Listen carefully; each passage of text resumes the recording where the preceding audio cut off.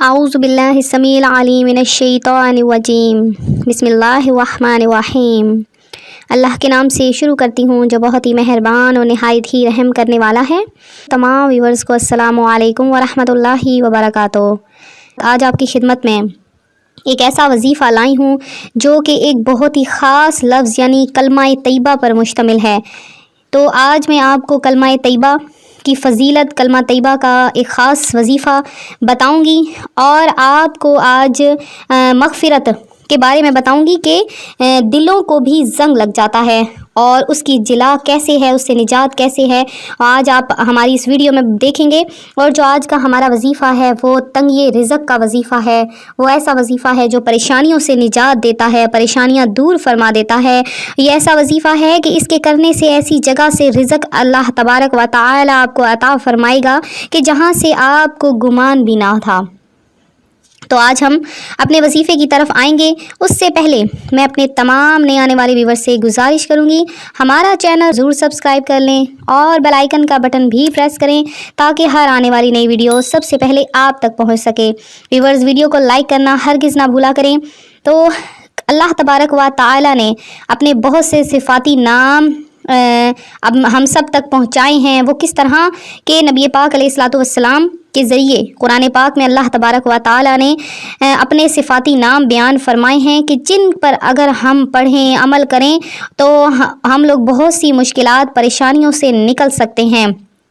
تو جو پہلا کلمہ ہے اس میں اللہ تبارک و تعالی کی طرف بیان حکمت ہے کہ اللہ کے سوا کوئی بھی عبادت کے لائق نہیں ہے، اور نبی پاک علیہ الصلوۃ والسلام کو اللہ کا رسول ہونا کہا گیا ہے۔ دوسرے کلمے میں یہ بات کہی گئی ہے کہ اللہ کے سوا کوئی عبادت کے لائق نہیں ہے اور وہ اکیلا ہے، اور اس میں یہ گواہی بھی دی گئی ہے کہ اللہ کے نبی پاک علیہ الصلوۃ والسلام اللہ کے بندے اور رسول ہیں۔ اور تیسرا کلمہ جو کہ تمجید ہے، اس میں اللہ تبارک و تعالی کی خوبیاں بیان کی گئی ہیں، پاکی بیان کی گئی ہے کہ اللہ کے سوا کوئی بھی معبود نہیں ہے اور اللہ سب سے بڑا ہے۔ گناہوں سے بچنے کی طاقت اور نیکی کرنے کی توفیق اللہ ہی کی طرف سے ہے۔ اور چوتھا کلمہ جس میں اللہ تبارک و تعالی کی وحدانیت بیان کی گئی ہے کہ اللہ کے سوا کوئی معبود نہیں ہے، وہ اکیلا ہے، اس کا کوئی شریک نہیں ہے، اور وہی زندہ ہے اور مارتا ہے، زندہ کرتا ہے، اور وہ خود بھی زندہ ہے، اس کو ہرگز موت نہیں آئے گی، بڑے جلال اور بزرگی والا ہے۔ تو اللہ تبارک و تعالیٰ کی تعریفیں دیکھیں ان چار کلموں میں ہی بیان ہو گئی ہیں۔ تو پانچواں کلمہ جسے استغفار کہا گیا ہے، یہ کلمہ اگر صبح و شام کوئی ایک ایک مرتبہ پڑھ لے تو اس کے اگلے پچھلے تمام گناہ معاف کر دیے جاتے ہیں۔ تو جو رہ گئے گناہ کبیرہ وہ کس طرح معاف ہوتے ہیں؟ اگر انسان سچے دل سے اللہ کی بارگاہ میں توبہ کر لے تو اس کے گناہ معاف ہو جاتے ہیں۔ تو اللہ کی رحمت اس چھوٹی سی مثال سے میں واضح کروں گی، آپ کو بتاؤں گی کہ اگر ایک بہت بڑا سمندر ہو اور سمندر کے اوپر ایک چھوٹا سا درخت ہو، اس درخت کے اوپر ایک چڑیا بیٹھی ہو، چڑیا کی چونچ میں ایک ریت کا ذرہ ہو، اور جو اس کی ریت، اس کے منہ میں ریت کا ذرہ ہے وہ انسان کے گناہ ہیں۔ جب وہ چڑیا چونچ کھولتی ہے وہ ریت کا ذرہ اس سمندر میں چلا جاتا ہے، تو وہ سمندر کیا ہے؟ وہ اللہ کی رحمت ہے۔ تو اللہ اپنی رحمت سے ہمارے چھوٹے بڑے گناہوں کو اس طرح سے ختم کر دیتا ہے جیسے اس چڑیا کے منہ سے ریت کا ذرہ نکلا اور وہ سمندر میں چلا گیا۔ اب نہیں پتا کہ وہ ذرہ کون سا تھا۔ تو جو چھٹا کلمہ ہے وہ کفر کو ہم ختم کرنے کے لیے ہے۔ اپنے آپ سے ہم یہ کہتے ہیں کہ ہم شرک سے، جھوٹ سے، غیبت سے، بدعت سے، چغلی سے اور بے حیائیوں اور بہتان سے ہمیشہ ہمیشہ کے لیے توبہ کرتے ہیں۔ تو یہ اس چیز کے لیے چھٹا کلمہ ہے۔ تو آپ چاہتے ہیں کہ آپ کے دلوں پر جو زنگ لگا ہے وہ ہمیشہ کے لیے ختم ہو جائے، تو جناب صادق امین صلی اللہ علیہ وآلہ وسلم کا فرمان دل نشین ہے، بے شک لوہے کی طرح دلوں کو بھی زنگ لگ جاتا ہے، اور اس کی جلا صرف صفائی یعنی استغفار کرنا ہے۔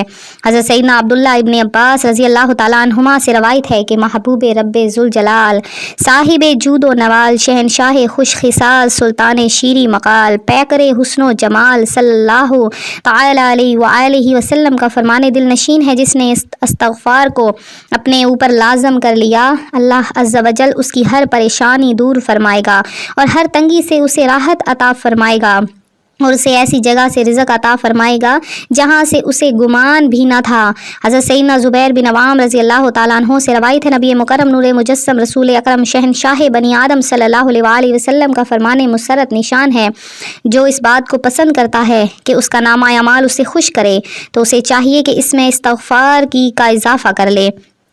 آپ چاہتے ہیں کہ آپ کے نامہ اعمال میں کثرت ہو جائے، آپ کے نامہ اعمال میں استغفار کو کثرت سے آزمایا جائے تو آپ استغفار کو کثرت سے پڑھیں، اور سید الاستغفار جو دعا ہے وہ آپ ضرور پڑھ لیا کریں۔ سید الاستغفار یہ ایسی دعا ہے کہ جو شخص اگر صبح پڑھے، جس نے دن کے وقت ایمان و یقین کے ساتھ پڑھا، پھر اسی دن شام ہونے سے پہلے اس کا انتقال ہو گیا تو وہ جنتی ہے، اور جس نے رات کے وقت اسے ایمان و یقین کے ساتھ پڑھا، پھر صبح ہونے سے پہلے اس کا انتقال ہو گیا تو وہ جنتی ہے۔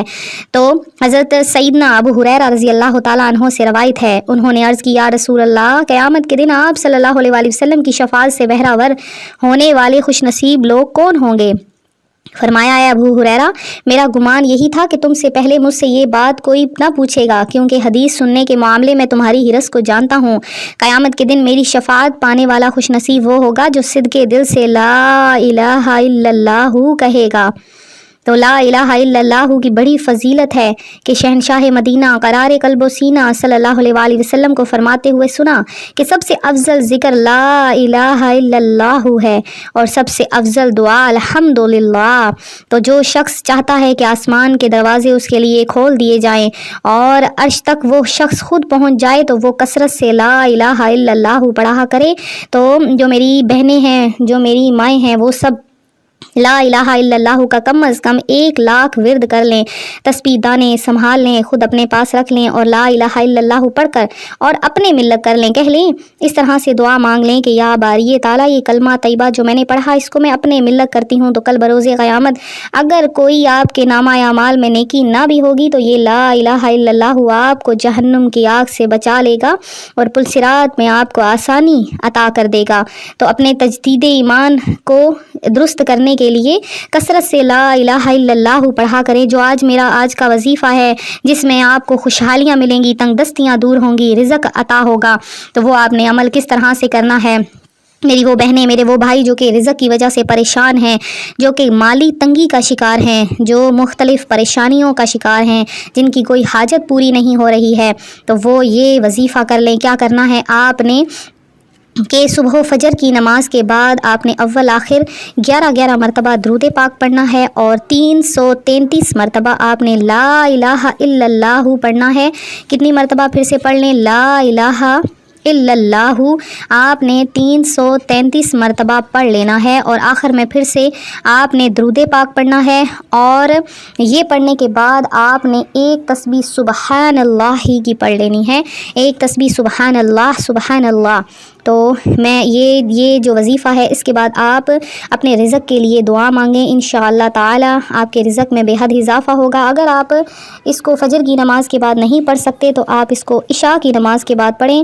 3 دن میں آپ دیکھیں گے کہ صرف 3 دن کے عمل سے آپ کے گھر میں اتنا رزق آ جائے گا جہاں سے آپ کو گمان بھی نہیں تھا۔ تو یہ خود کا میرا آزمایا ہوا وظیفہ ہے۔ ایک بہن نے مجھ سے پوچھا، انہیں میں نے یہی وظیفہ بتایا، اب تک وہ لگاتار کر رہی ہیں، اور وہ کہتی ہیں کہ میرے گھر میں اتنی خوشحالیاں آ گئی ہیں، اتنا رزق آ گیا ہے، اتنی برکتیں آ گئی ہیں۔ وہ چاہتی تھیں کہ ان کا بیٹا جو ہے وہ بیرون ملک چلا جائے۔ آج انہوں نے یہ وظیفہ کیا ہے، اور وہ اب ان کا بیٹا بیرون ملک میں سیٹل ہے، اچھی جاب کر رہا ہے۔ تو آپ لوگ بھی یہ وظیفہ کریں جو کہ کسی چیز کی خواہش رکھتے ہیں۔ تو میں امید کرتی ہوں آج کا یہ وظیفہ آپ کو پسند آیا ہوگا۔ اسی طرح سے مزید وظائف حاصل کرنے کے لیے ہمارا چینل سبسکرائب کر لیں اور بیل آئیکن کا بٹن بھی پریس کریں تاکہ ہر آنے والی نئی ویڈیو سب سے پہلے آپ تک پہنچ سکے۔ جن بہنوں بھائیوں نے دعا میں حصہ لیا تھا، نام لکھا تھا، ان کے لیے مغرب کی نماز کے بعد خصوصی دعا کا اہتمام کروایا گیا ہے۔ اب جو باقی رہ گئے ہیں وہ اپنا نام کمنٹ میں میسج کر دے تاکہ اتوار کے دن ظہر کی نماز کے بعد ان کے لیے خصوصی دعا کا اہتمام کروایا جائے۔ ملتے ہیں اپنے اگلے وظیفے کے ساتھ، دعاؤں میں یاد رکھیے گا، اپنا خیال رکھیے گا، فی امان اللہ۔